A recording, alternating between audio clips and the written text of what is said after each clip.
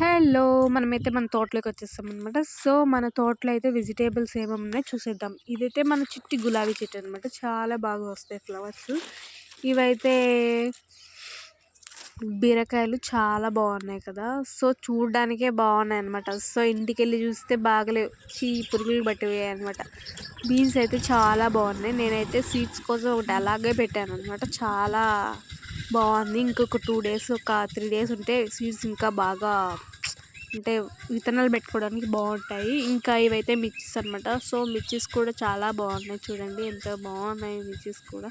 So, mirchis అయితే నేను cut చేస్తున్నాను. నా వీడియోస్ చూసే వాళ్ళందరికీ థ్యాంక్ యూ. అలాగే నా ఛానల్ కూడా సబ్స్క్రైబ్ చేసుకొని లైక్ చేసి కామెంట్ చేయండి. మనమైతే ఇప్పుడు ఇంటికి వెళ్ళిపోదాం.